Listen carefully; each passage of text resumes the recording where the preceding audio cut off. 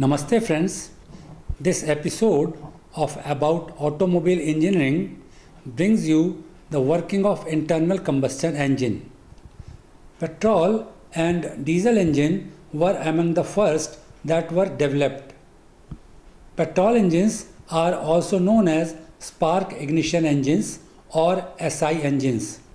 This is because the combustion of charge, which is the mixture of petrol and air, occurs because of the spark created by a spark plug.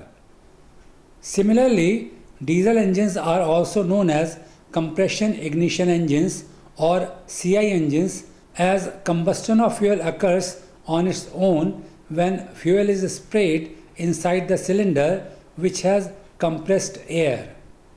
The working of petrol engine depends upon a cycle developed by Alphonse Rochas in 1862. He emphasized that fuel and air mixture should be compressed before combustion. Nicolas Otto in 1876 developed an engine based on this cycle. Since then, it is better known as Otto cycle. This has been one of the most successful internal combustion engine since then. Rudolf Diesel, a German, was a mechanical engineer. He invented an efficient compression ignition internal combustion engine that bears his name. In this engine, the fuel is injected at high pressure after air is compressed. The fuel ignites on its own. Hot gases are produced that expand and push the piston for power stroke. He demonstrated first successful diesel engine in 1897. Initially, both these engines were stationary and replaced steam engines. When automobiles came into existence and almost failed with steam engines, then use of internal combustion engines made them successful. While discussing the working of IC engine, we consider a 4-stroke multi-cylinder vertical engine, as we are talking about it with reference to automobiles. Let us take up the working of 4-stroke petrol engine. Referring to the diagram, the cycle comprises of following 4 processes. Suction stroke. The piston moves from top dead center TDC to bottom dead center BDC while intake valve is open. The charge, which is mixture of fuel and air, gets inside the cylinder. As the intake of charge occurs during this stroke, it is also known as intake stroke. The crankshaft rotates through 180 degree. Compression stroke. The piston moves upwards and reaches back at TDC. The charge sucked inside during suction stroke is compressed. The crankshaft again rotates through 180 degree and completes one revolution. Both valves are closed during this stroke.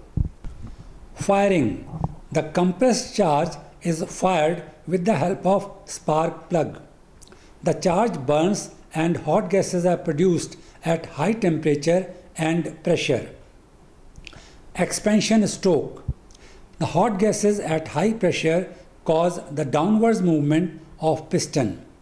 The expansion of gases occur during the stroke. Therefore, the name expansion stroke. It is also known as power stroke, as we get power or output from the engine during this stroke. The piston reaches BDC and crankshaft rotates through 180 degrees. Both the valve remain closed during this stroke also. Exhaust stroke.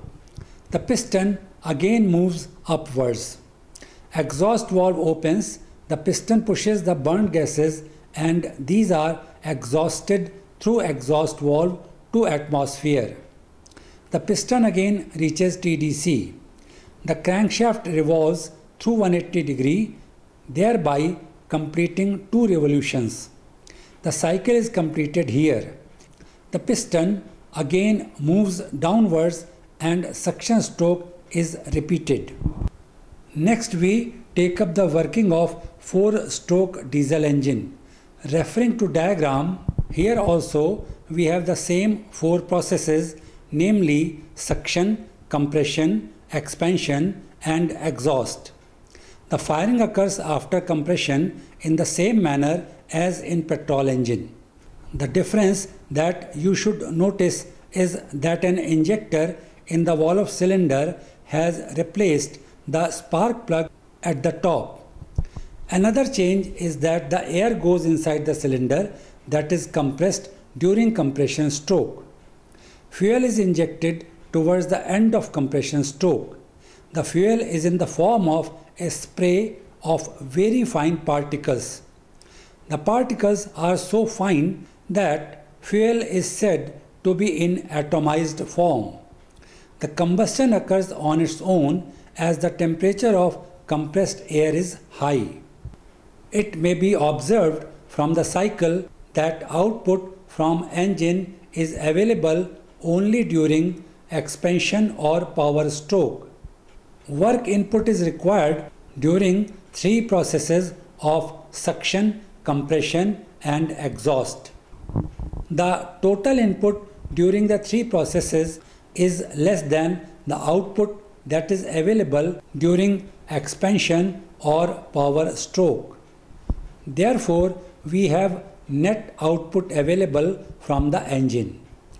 Petrol or SI engine is based on Otto cycle, also known as constant volume cycle. Referring to the diagram, it shows theoretical and actual cycle on pressure volume or PV diagram. The two are different because there are certain assumptions made. These assumptions are: number 1, suction and exhaust occur at atmospheric pressure. Number 2, compression and expansion are isentropic processes.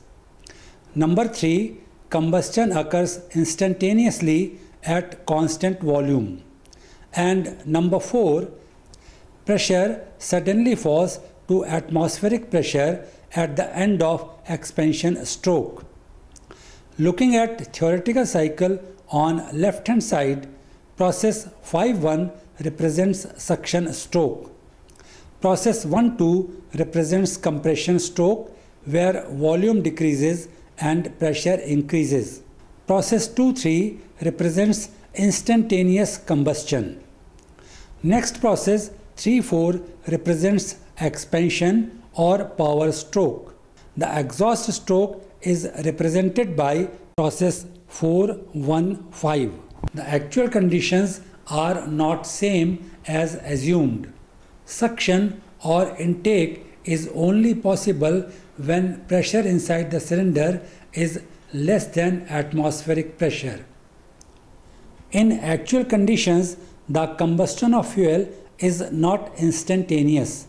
It takes some time to complete the combustion. The processes of compression and expansion are not truly isentropic. Another fact is that pressure inside the cylinder is more than atmospheric pressure at the time of exhaust. If not so, the burnt gases may not be exhausted to atmosphere properly. Referring back to diagram, the diagram on right hand side shows the actual cycle taking into account actual conditions mentioned above. The loop 4-5-1- represents the work input during suction and exhaust. Area under the loop 1-, 2-, 3- and 4- represents gross work output obtained from the engine. Subtracting the loop area 4-, 5-, 1- from loop area 1-, 2-, 3-, 4- gives net work output from the engine. Diesel or CI engine is based on diesel cycle, also known as constant pressure cycle. It is based on the following assumptions. Number 1, suction and exhaust occur at atmospheric pressure. Number 2, compression and expansion are isentropic processes. Number 3, the combustion occurs at constant pressure. During the cycle, the processes that occur are suction, compression, firing, expansion, and exhaust. The difference being that only air is sucked during suction stroke. After compression of air, fuel is injected that ignites on its own. During combustion, the pressure remains constant. Referring to PV diagram, the diagram represents theoretical cycle on left hand side and actual cycle on right hand side. The actual cycle is different because A. The suction of air is possible when pressure inside the cylinder is below atmospheric pressure. B. Compression and expansion are not truly isentropic. C. The pressure inside the cylinder is more than atmospheric during exhaust. And D. Combustion partly occurs at constant volume and partly at constant pressure. The actual cycle represented by diagram on right hand side has area covered by loop A dash E dash D dash and loop A dash B dash C dash D dash. As already seen in Otto cycle, here also area under loop A dash E dash D dash represents work input to engine and area under the loop A dash B dash C dash D dash represents gross work output from the engine. In this case also, subtracting loop area A dash D dash E dash from loop area A dash B dash C dash D dash will give net work output from the engine. Intake valve is required to open during suction stroke as we know now. Similarly, exhaust valve is required to open during exhaust stroke. The duration of opening of both these valves is 180 degree of crankshaft rotation. In the same duration, the two processes are completed. Let us consider the opening of intake valve first.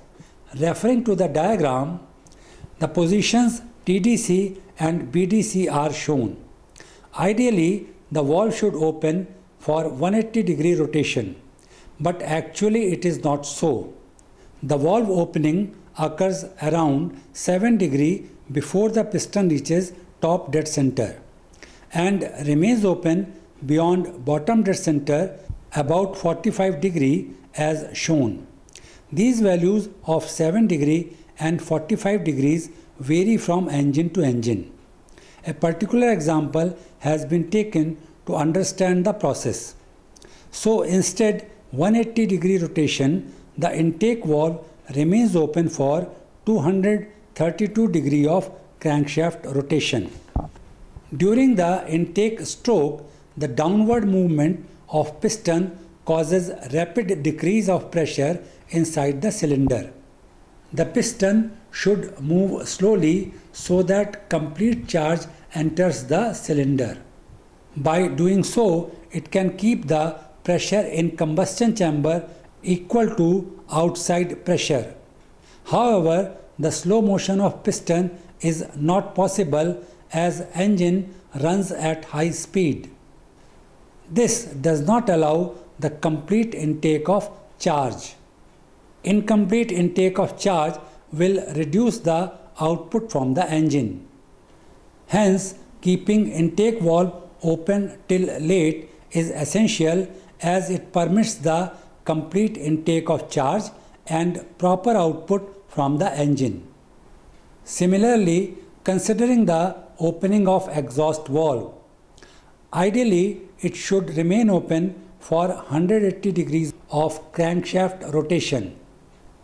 Referring to the diagram, the valve opens 46 degree prior to BDC and remains open 14 degree beyond TDC.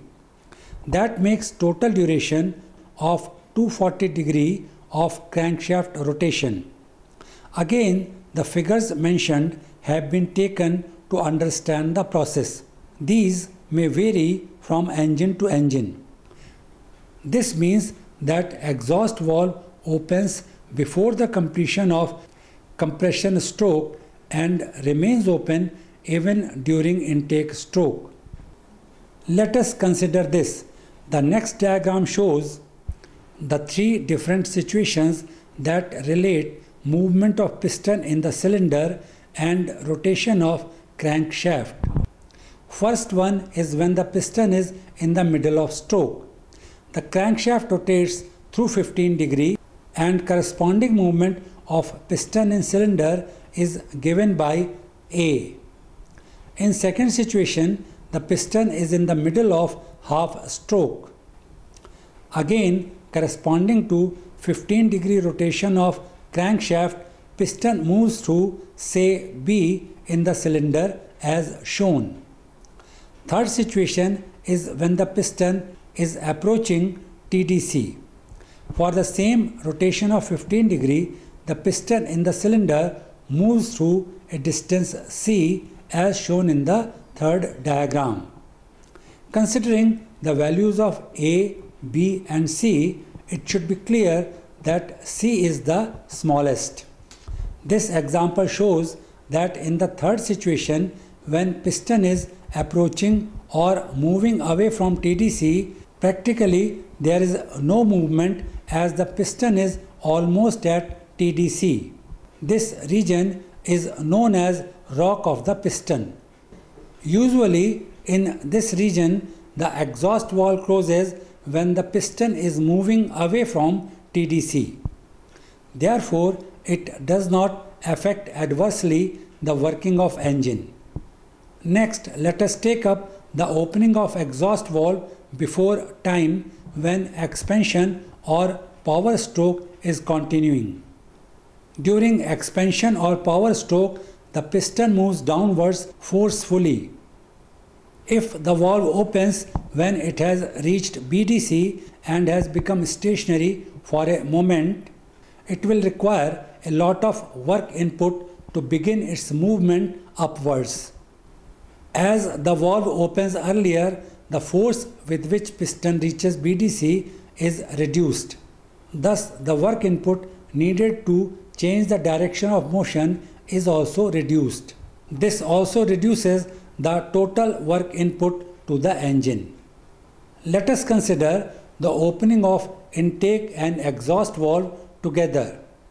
Referring to the diagram, it may be observed that during 7 degree and 14 degree of stroke, both the valves are open. This happens during a total of 21 degree of crankshaft rotation. This duration of crankshaft rotation when both the valves are open is known as valve overlap. Here I conclude the discussion for today. In the next episode, I would be talking to you about variable valve timing or VVT and other related topics.